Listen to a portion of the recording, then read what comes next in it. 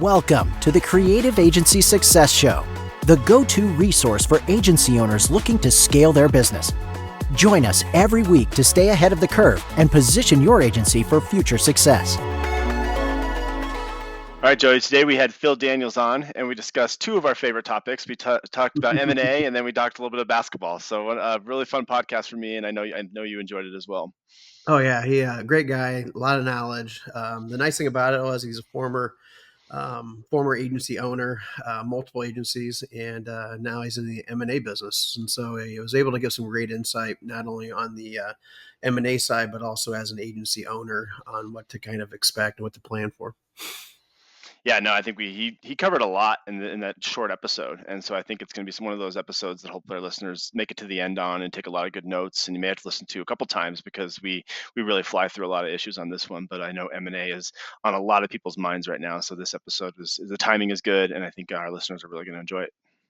Hello, everybody. Welcome to today's episode. Very excited for our guest, Phil Daniels with Seasoned Advisors. He is going to have a great conversation with us about M&A and kind of what you can look for and things you should be thinking about. But Phil, before we get too started here, why don't you give us a little bit about your background and tell us a little bit about Seasoned Advisors? You bet. Yeah, thank you. For having me today. Seasoned Advisors really is full circle for me. I started my career after business school in M&A with JP Morgan in Chicago, where we were really focused on, acquiring and integrating, different cultures, different businesses for commercial banking. I was never smart enough to be near the money. I wasn't a banker, but really was focused on the brand. And that's when I fell in love with agency world and agency life. At the time, we had a multitude of agencies on monthly retainer. This was early 2000s. And these agencies were, global, right? From LA to Midtown Manhattan to Stockholm to London, Prague, you name it. And I thought the work was good. It was beautiful. It won a lot of creative awards, but I just didn't think it was tied to our business, at the time. And it wasn't fast enough. It wasn't tied to outcomes. Sometimes it had mistakes. And so I did what a lot of, young 20s, aspiring entrepreneurs did. And I started my own, I think the one hallmark of the agency industry is there's really low barriers to entry. So, I remember, the literal, card table and going to the Apple store to buy my first laptop, and my wife was with me. And, at that point, we were scared, right, to spend $1,000 to start the business and to start my first agency. And that was when we really did it. Right. So, fast forward to today, my first agency, I was able to scale, sold it in 2013 into kind of the Salesforce ecosystem to support their growth. And then over the years, was more on the buying side. So actually acquired a few to build a substantial platform that I still advise today. So, so that's really informed, how I think about Seasoned Advisors. So we work exclusively with agencies and agencies only. And that could be, digital, it could be advertising, creative and media. And more specifically, we are sell-side focused, which means that we really have a heart to help that operator and that founder. When I've been through every acquisition personally, I went at it alone, and I didn't have anybody as an advocate to really tell me what's around the corner, what to expect in the process. And I think an important part of that was just sort of your legacy and identity. So, just hypothesize with me for a moment. The wire hits on a Friday, you high five. In my case, I probably went out to dinner with my wife. It was a success, right? By all measures. But then Monday morning rolled around, and your clients treat you differently. Your team treats you different. It's not bad. It's just different. It's not yours anymore. You're really not sort of the head cheese and CEO or founder. And so you're trying to find your place, right? So a lot of our process is kind of rooted in that empathy where, of course, we've got to get the financials right. We've got to ready the business. We got to tell the story and maximize value and negotiation leverage and everything else. And we'll do that. But a large part of our process, again, with that owner focus is, what do you want to do? What's your identity after this? And the answer could be nothing. If you want to ski and fish, that's fine. If you want to stay around and have a really defined role for the additional 2 or 3 years or beyond and get that, so-called second bite, we can structure that as well. But it's so important, and I think that's really what calls us to do the work is investing in those owners and the management teams and really just understanding what their next chapter looks like as well. So. Yeah, kind of taking us through the lens. It sounds like taking the lens that you actually approached through, kind of backing in. What was your motivation for selling? Are you seeing that same motivation with existing clients or prospects? It's a great question. It's every end of the stick. I think there's folks that, you could say they're aging out, maybe not demographically, but just, they've had a 15, 20 year run. It's been very good. maybe they don't have succession planning in place, or management team, I wouldn't say incapable, but maybe just doesn't have the interest to run it. And maybe there's no family or generational, legacy at stake. So, this has been a business and an asset that is worth monetizing. And I would say a lot of the conversations I have, even post COVID, I hate to even say the word COVID on a podcast, but we'll say post 2020, right? It's not good. Post 2020, a lot of the sentiment I feel in market is just folks are worn out. Again, if you've been at it 20 years or beyond, we have high inflation environment, cost of capital is really high. There's global conflict, consumer sentiment is up. So there's just a lot of forces. And I think a lot of smart owners are thinking, do I stay on and maximize for another 2, 3, 5 years, or do I take maybe a 5% discount today and just go do that next thing, right? So I think it's really kind of owner case by case dependent. We see folks that are ready to fully kind of exit and retire, so to speak. We also see folks that want to be part of something bigger, we kind of talked about that, the difference between a platform and an add-on. On the add-on side, a lot of folks like the idea of maybe, joining a strategic buyer and being part of something bigger, competing, in new markets or new geographies or new competencies, and then maybe only focusing on the things they want to do. A lot of owners are really skilled at BD. They're often the sales engine, certainly in the early days.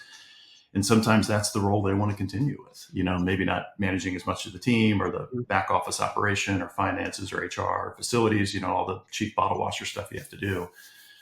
But they want to work on the thing they're really good at. And that's what their legacy looks like. So. And are you seeing more and more of that now? I mean, we've over the last 12 months, we've probably seen 12, 13 agencies or actually help them get through that selling process. And I there's a lot of them that we have what we call on our watch list, those folks that are looking to exit at some point. We've got several even on our watch list that are ripe to potentially sell. Are you seeing more and more of that, or are you seeing more of a tightening of that?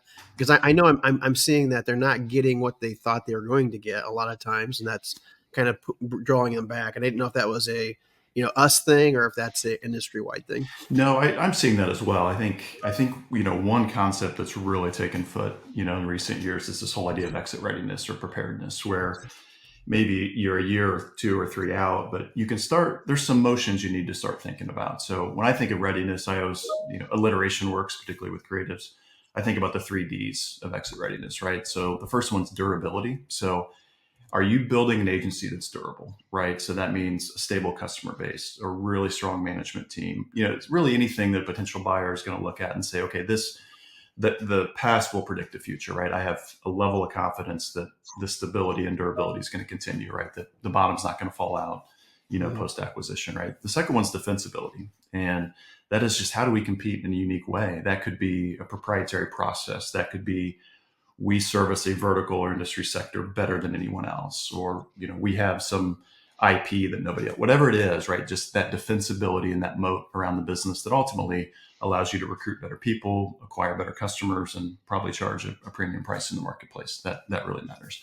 And then the third bucket is really what I would call direction. So what is the strategy and vision of the firm, whether the owner or management team's a part of that? That's what gets buyers excited to say, hey, here's the success and kind of the current state where we've been. And here's the reason to believe that it's not only who we are, but it's who we're becoming, right? And you can be a part of that, and kind of jump on the train. So I think, so a long way to say, I think a lot more owners are thinking about that sort of on-ramp a little bit differently rather than waiting for an event, hiring a business broker and hoping, for a good outcome, right? That putting in the work it deserves ahead of time. So.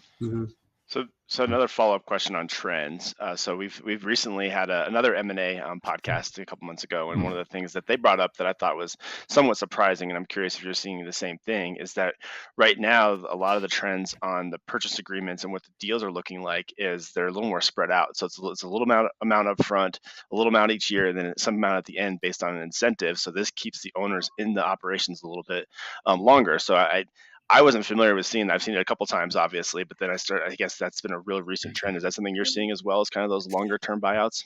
It is. I would say just kind of all things equal, as we're talking today, it could change tomorrow. We're seeing from a trend standpoint, I would say it's generally about half down, right? So call it 50% cash, more or less. And then 50% is either seller financing, which basically just means that the seller is kind of continuing for a tenure of generally 2 to 3 years, and a payback period usually carries a note or an interest. or an earnouts could be a part of that. So the counsel we usually give is, again, not every situation is the same, but all things equal, you'll do better transactionally if you will entertain an earnout, and if you have confidence in the team, and if you want to have a role, you shouldn't. It shouldn't be forced family fun. Like if you're done, you're done. But Right. Mm-hmm. but you generally you'll hear a lot about kind of the cliche second bite, right? Particularly if it's a strategic or private equity or different kind of buyer. They will offer an opportunity to have a better outcome, and I see more folks doing that now. So. Yeah, I think the big thing for me is I think a lot of people don't have that when they first go into the sale thought process. They're like, okay, I'm ready to get out of the business. I'm ready to be done and sell this. And then you kind of get into that negotiation phase and you're like, oh, actually, it might be nice just to be in this one role within the organization, or to, like you said, get a little bit more because you have so much faith in the way you're going to perform. So it's just it's that expectation that people have going into the agreement that I think is important. Yeah. And I think even just post, like any transaction, right? There's, I'd say 100, 120 days that matter. And a big part of that is that owner being there, right? Just even if it's just kind of an icon of the business, that for culture, for team, for community, that, so it's rare to see somebody just out day one completely. I mean, that's generally pretty irresponsible. And I've candidly not seen that. So yeah, most folks are.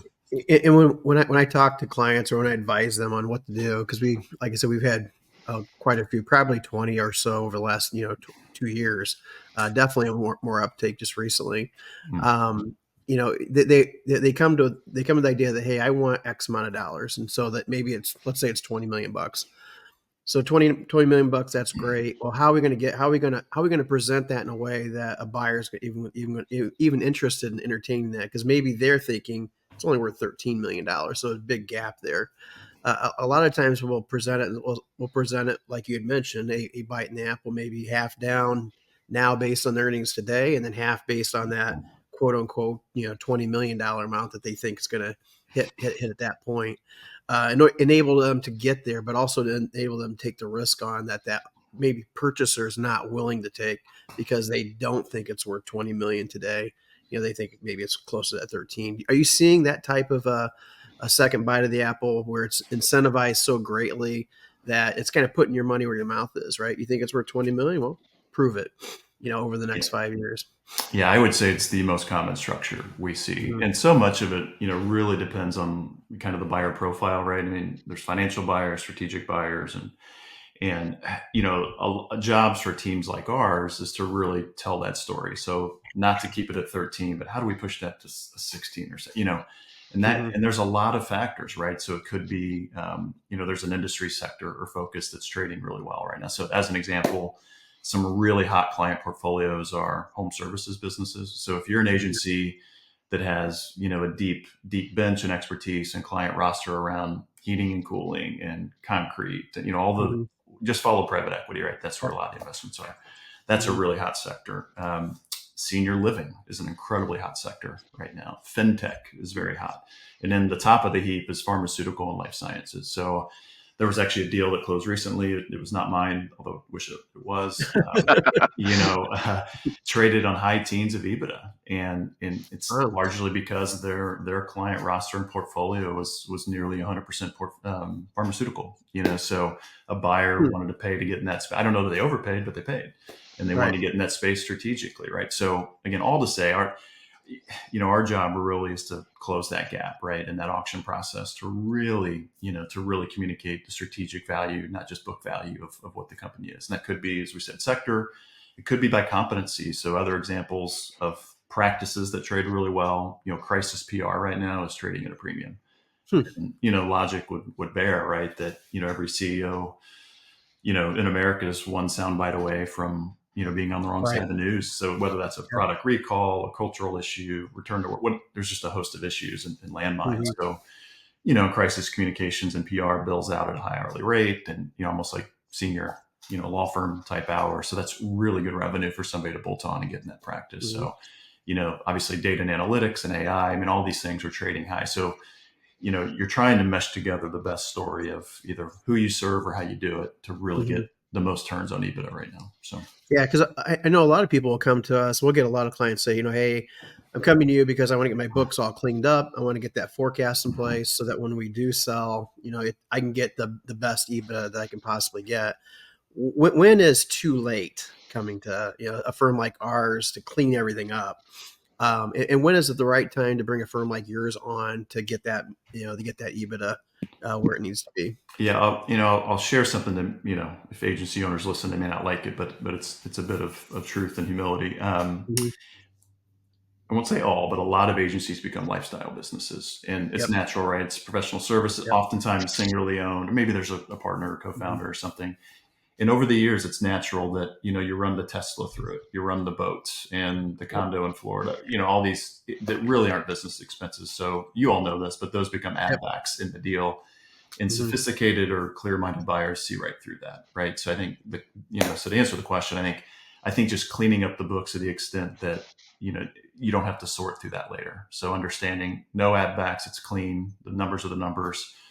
True understanding of our net working capital, and then again showing we talked about kind of the future vision, but just showing that durability, that we have a reliable engine to grow, and these numbers will continue to not only sustain, but we have every reason to think that they'll continue to grow as well. So from a timeline standpoint, generally 6 months is sort of the minimum, entry Mhm. point for us. We'll get some frantic calls, and by then it's Right. hard to, yeah, and it can Multiple to work, put right? down. But it's you're not going to get the best outcome, and there's certainly instances where you have to do that, whether it's changing health or family matters or whatever it might be, that you need to kind of pull the ripcord. But in an ideal Mhm. world, you would have, I'd say 6 months to a year runway to really ready the business. So. And I think that's what a lot of people don't understand is like M&A is really a marathon, right? Like I think we've seen it with our client base is that they're ready to sell or they're ready to start making this move and they think it's going to happen tomorrow. And it's really like by the time you go through all the potential buyers and then someone else comes in, there's just a lot of things that happen in the race. And so I think that's one of the things that we always tell our clients. And so one thing you mentioned this word earlier, and it's kind of sometimes it's a bad word in the M&A community, but I'm curious what your thoughts are and what a lot of companies' thoughts are on the private equity. Like, do a lot of companies try to avoid that, or a lot of companies going in that direction, or how do you advise when it comes to having those private equity investments? Yeah, I would say as a rule, agencies have long been overlooked from strategic money, and Mhm. I don't know if it's because firms couldn't put a valuation on them or understand, creative, whatever it was. It was just it was different than other businesses, business service firms like architecture, engineering, even accounting, legal, et cetera. Mhm. That's changed where private equity has entered in a pretty substantial way the last couple of years. And I understand. I think there is a stigma, big bad private equity. They come in, they cut jobs, and they're on generally a 7-year timeline to get their money back for their limited partners. And I think what's important to remember in private equity is it's not private equity's money. They have their own investors, right, that they're trying to Right. satisfy. So the clock's Right. ticking when you get it. But I think the positive of it is they're very good operators. Oftentimes they're not just buying one asset, they're building that platform. So they might be buying, 3, 4, 5 to repackage and be part of something bigger. So you can see where this ties back to the earlier conversation around earnouts and second bite. And so again, it really comes down to that owner profile and what their objectives are. I think private equity, again, they're professionals. They work quickly. They do deals every day, and they have a bigger vision, right? So the counsel we always give when looking at the buyer types is really breaking down what that runway and return on capital is. So again, private equity generally has a 6 to 7 year runway to kind of return their money. They're going to want to exit and repackage again, versus call family office or high net worth individuals that have I wouldn't say perpetual, but a much longer hold time. They're not looking to Okay. maybe flip it as much, right? So as an owner of an agency, that has impacts on your planning, your culture, your clients. And, so these are just kind of decision points that you have to make. So a lot of our process is really understanding, again, once we want to know what you want to do is what is the right type of buyer, and then we'll go find them. If you don't want private equity at the table, then there's a host of other options. We'll find, your strategic peers, we'll find family office or, other groups that might want to tuck you in. And I'll tell you the other, kind of the fourth leg of buyers that are coming in the space now is a different set of strategics. And these are large consulting shops like the Deloittes, the Hmm. E&Ys, the Right. Accentures. And, Hmm. for many years, they weren't participating in that downstream, digital or media or development revenue. And now they want to, right? So that just illustrates again that I think there's a stronger thesis around the agency space than there's ever been. I mean, the activity is strong, and we're just seeing more and more, volume of transactions and interest than we have in many years. So, How would you rank the like if you were selling today? I mean, which of those would you rather go towards, and which would you rather? That's kind of like the last resort. yeah, I mean, obviously, strategic, by definition, Mhm. will often pay more than a financial buyer, right? Mhm. Strategic sees a 1+1 equals hopefully more than 2 or 3, right? Right, right, right. So that's the path we generally would try to take or advise, right? Again, Working if strategic. yeah, and oftentimes on the strategic side, they're going to want that owner management team to be durable, to stick around, for some Mhm. period of time, right? So that's one of the prerequisites, right, to really achieve that kind of outcome. But and I would say again that so it's dangerous to toss around numbers, but I mean, I would say the base case right now off of EBITDA is probably that 6 to 7 range. If you don't have a client concentration issue, have a stable management team, can demonstrate some level of ongoing business development engine, that you have growth that's predictable, and you're Mhm. not completely owner dependent. Again, just all things equal, let's call it 7. But then from there, there's a lot of kickers on that turn, right? We talked about having a deep practice in an industry, or something that's proprietary, or access to a market or geography. Again, that's where it fits into that strategic buyer. That you could Mhm. push it in that 9, 10, 11, 12 range with relative ease. So. Yeah, you mentioned a strong management team. One of the things that happens often is that the management team will start looking elsewhere. It's a different culture, different all that kind of stuff. What are ways that you can tie that management team into the deal so that they kind of feel an upside as well? Yeah, a Or lot of don't you recommend that at all? I mean, that's a, no, I think it's a conversation we often have. So I mean, often we start with an owner, right, kind of under the tent, Mhm. right, or under the hood, Yep. because it's confidential. But then ultimately, COOs or controllers and other folks get involved, Mhm.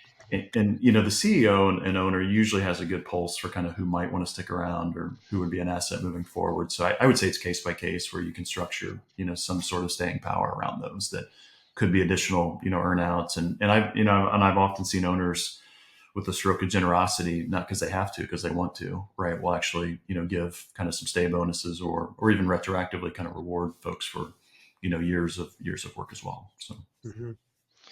So let's talk a little bit more. I know you kind of touched on the 3Ds, but I'm curious about just one more tip, or one of the things that you see makes due diligence fall apart. Because we've all seen the deals that you're in due diligence, Yeah. everybody thinks this is a go, and then all of a sudden like something triggers where either one side backs out. So what would you say are one or two really common reasons that happens, and ways to avoid that?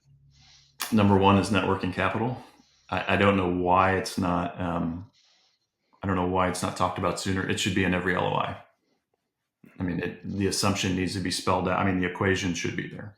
And when it's not, it's always a surprise later about cash and what do I leave, what do I take out, even if it's an asset sale. And so Mhm. networking capital is number one. And number two, I'd say, is owner dependency. So whether owners know it or not, oftentimes out of pride or habit, they want to demonstrate that they have command of the business, that they're influent, and that's wonderful. But you also need to show there's a second layer that doesn't depend on you day to day, right? That Mhm. and there's many symptoms of that. It's a management team that doesn't make decisions, or they oftentimes don't even have a merited title. They're kind of in a seat.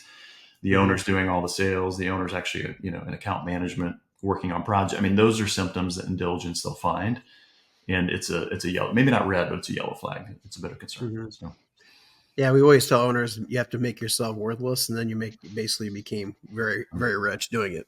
yeah, that's right. Yeah. Yeah. Awesome. Well, and I definitely appreciate all the answers here. Again, this is a topic we could talk about forever, but we're kind of getting close on time here, so I do want to talk about our fun question. Make sure we have time to hit that, and then our final thoughts. So you didn't bring it up, but I did read in your bio that you were an NBA ball boy. So I want you to. That's right. Obviously Jody knows, and all listeners probably know this is my passion is basketball. So we're gonna talk about this a little bit. So first I want you to tell your story, but then after you tell your story about being an NBA ball boy, I want each of us to answer the coolest sporting event we've ever been at. it could be any reason it could be cool, but just one of those events you're at is like, wow, I was lucky to be here today, and I'm sure being a ball boy, you probably saw some pretty cool stuff. So we'll let you start, Phil.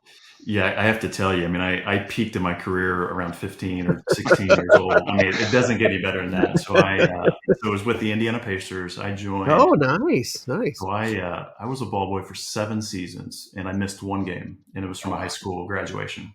Okay. And it was more than, I mean, there's 41 at the time, right? 41 games plus preseason, hopefully playoffs and otherwise. And we actually, as ball boys, we would travel with the team, particularly if we were off for the holidays or over the playoffs. Oh, wow. They would want to. So the experiences we had, not only knowing the Pacers in the locker room and being there for practice most days, but traveling with the team and those accommodations and being on the road and going to Madison Square Garden. I mean, some of those are just priceless moments, right? So yeah, for sure. I mean, and then I went to college and I was like, wait, I want to be a ball boy. It's a lot more fun. And the tips were great and access and all that. So, I was just really fortunate. So out of the gate, I was assigned the visiting team locker room. So, which was great because, every year you would see familiar faces, right? Particularly if it was in the same conference or division, and you would kind of get to know the preferences of folks. We played the Knicks a lot, for an example. So there's at the time, John Starks and Oakley and Anthony Mason, Patrick Ewing, Pat Riley. And so you would know what the guys would want. And so like Patrick Ewing, for example, would always want kind of a well-worn ball to dribble while he was watching film. So he'd be sitting down, his legs are a lot taller than mine, but so he would doing that. And then, so we played the Magic a lot with, at the time, Shaq was on the team. And I knew that he would want little like the fun size Snicker bars, because over the first few seasons, he would send us out to get them and tip us to do it. So finally, I realized on the way to the game, I'm going to be ambitious, and so I'd stop at the Walmart or grocery store or whatever, and take him and put it in his locker. So it's little things like that by being in the visitor, the repeatability of it, and you'd really know. Yeah, you get to know the guys, right? And it was fun. And my probably the pinnacle was seeing Jordan. So the day he came back. He wore number 45 jersey, if you remember. And I do remember. Yeah, I do. It's the old arena in Indianapolis called Market Square Arena. Yeah. And, we usually would get to the games as ball boys, I don't know, maybe 3 hours ahead of time because we'd set up the locker room, hang the jersey, and then we'd actually meet the bus and get the men in the locker room and everything. And I just knew that day was going to be different with media coverage and hype around MJ's return. So I was there, I don't know, 4 or 5 hours early. I go in the visitors' locker room and I hear something, the other room. I go in there, well, it's Jordan just standing by himself. And he's looking for a basketball. He's like, hey, can you get me a basketball? I'd like to warm up. I don't know if I've ever run faster. I mean, the basketballs were, the complete other side of the building. But I'm so sure enough, I mean, we're in a dark arena. No one is there. And it's just, this is the day he's returning, right? And before the madness happened, sitting there warming him up. And I'll never forget, he offered, I mean, he famously would always give away his shoes. And so he offered to give me his shoes. I didn't get that pair. I wish I did. But in subsequent, that's another M&A area right there. Oh my goodness, yeah, no kidding. Those would be in a vault. But in subsequent years, he would always say, "Hey, you want my shoes?" And I'd say, "Yeah." Well, but I think he was so generous, he would overpromise to other folks. I remember one day, in the locker room after the game, I don't know if they won or lost, but I said, "MJ, I'd love to have your shoes." And he said, "I'm sorry, I promised to somebody in the media I'll get you next year." It was the last time they were in town. And I was like, "Oh, sure, you will." All right. Well, sure enough, the next year rolls around. I don't know if it was October, November game, whatever. He literally gets off the bus. I mean, it blows your mind. I'm a 17-year-old ball boy. He said, "Phil, you have my shoes tonight." And I'm like, so the fact that he remembered my name, and that's how he was. Man. He was probably the greatest, basketball player, but second probably politician. I mean, he would remember security guards' names, ball boys. I mean, he was just working. I mean, a different level of EQ that I've ever seen. So, wow. So I got the shoes and all ended well, but yeah, it was just an incredible experience, as a teenager. So, all right, Jody. So the Jordan comeback game. Let's see you top that. I can definitely relate to that because during I was how many years out of college, but I was heading down to watch that game. Indiana, because that was my team with Reggie and all the guys on it, Dale Davis, and you name it, and super excited about it. At that point, Jordan wasn't playing, and so we're like, hey, we'll get tickets there. It's really cheap. Tickets were super cheap. You can get them right there. You can scalp them back, and you can scalp tickets and stuff. And so we're like, we're getting there, and then we're at the actual hotel. Game is the very next day. And guess what happens? The announcement's made. Boom. Tickets went from like $50 to $2,000 overnight. It was like, and we didn't have the tickets yet. And so I watched that game also from a bar downtown Indianapolis with a bunch of other people. And it was a great experience as well. Wasn't the experience you had for sure, but it was a lot of fun. And that was my team back then. We watched, so it's kind of funny. We can relate in that way because I watched every game back then. It was so close to getting to the final, and of course, Jordan and all those guys prevented that from happening, which kind of was a big bummer. But I would love to seen that team win a national champion. Yeah, and they were all, if it makes you feel any better too. I mean, they were all just incredible guys. That Pacer team, just the guys themselves were just the way they treated us and the community, and they were really good for the city. So yeah, that's good to know because you never know because people, the media paints really rosy pictures around really bad people, and the opposite around really good people. So it's good to hear that they were as good as you say they were. Reggie Miller just seems like I've seen enough interviews of his where he just seems like a good guy. Like you can just tell, like his personality just like beams from when you watch him interview or talk. So he's definitely one of my favorites. But I'm a Bird guy, so I have to ask: were you there when he was coaching, or was that when you were in college? No, I was there, and funny enough, Larry Brown did this too. So the ball boys would always play, on the court before practices or whatever, and he would actually let us jump in sometimes, which is hilarious. Oh wow, that would be fun. Yeah, it was fun, but humbling to say the least. And but anyway, I remember we would be out there shooting sometimes, practicing free throw, and he would always be set like courtside in the front seat, had his legs crossed, and say, bend your elbow, and he's just like, and he'd be doing an interview, but he couldn't help himself. Like, he's a consummate coach, right? He would see, these kids making all the fundamental mistakes and bend your knees, whatever. And you listen, when Larry Bird tells you how to shoot, you listen. So. Yeah, for sure. Well, I definitely have an experience. I'll tell it real quick, but also just thank Jody for one of them. But on my best experience, I'm a baseball fan too, and the Red Sox. I saw the Red Sox sweep the Rockies in Game 4 of the World Series. And growing up in the kid in the '80s, like I never thought I'd ever see the Red Sox win the World Series. Nevertheless, in person. So that was one of those moments where it was awesome because they happened to be in Colorado, and that's where I'm at, and I was able to catch Game 4, and they ended up winning that series, and just being there for the trophy and all that was pretty amazing. But then the right behind that was when the Celtics played in the championship against the Warriors. I was actually coaching in a basketball tournament that weekend before, and I'm on the car ride trying to get tickets, and all of a sudden Jody calls me and he's like, "Hey, I got you a couple tickets for Game 1. You said to find your way to Golden State." I'm like, "I'm there, dude. Thank you so much." I'm sitting there in the car trying to get tickets while I'm driving, and it just wasn't working out really well. And Jody called me and hooked me up, and that game was the one the Celtics kind of blew them out, and they played really well. Unfortunately, couldn't win that year. Obviously, they just won a couple months ago, but that was a really cool experience for me and my son, and my dad actually joined as well to be at that Game 1 of the Celtics finals. So that's been a lot of cool sporting events over my life as well. But I definitely am jealous of your experience. That sounds so cool. We could probably have like a 45-minute podcast just on that. So yeah, my wife and I've talked about our 13-year-old son maybe wanting to do the same, but it's so different now, right? With camera phones and social. I mean, it's just it was the right time to do it. I mean, what we were exposed to unfiltered was good and bad, So. Yeah. Definitely. Cool. Well, let's wrap this thing up. We want to make sure we get back to M&A. But so what I'd like to end each podcast with is just kind of your final thoughts. So for the listeners that finish the podcast here, what's the one thing that you want them to know about M&A, and then also how they can get hold of you? So Phil, we'll start with you with your final thought and how people can find you. Yeah, I would say just to operate with optimism. Again, as I mentioned earlier, there's a lot of activity that's really unprecedented, in the industry right now. There's widening buyer pools. I think valuations are holding up, and there's just a lot of strong investment thesis around acquiring agencies. And I think that's going to last. We don't know, what's ahead, economy and otherwise, but I think for the years ahead, it's going to be very good for agency owners who, again, build really solid, predictable, nice operating practices. So I think that's the encouragement I would leave with. And I'm easy to get a hold of, seasonedadvisors.com. Best way to get me. Great. All right, Jody, final thoughts from this episode? Yeah, Phil, I completely agree. I appreciate you being on. This has been a great conversation.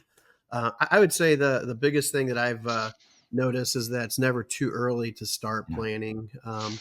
Because you never know when that end's going to be. It could be that, hey, I'm never going to sell, and then all of a sudden something happens. You're like, oh, I've got to sell here in the next year and a half, whatever. So turning that lifestyle business into a true business is really important. As Phil mentioned, the ad backs are kind of looked at in a negative way or skeptical way with a lot of investors. And so if you can eliminate those from your financials completely, it just tells the investor that this is a serious business.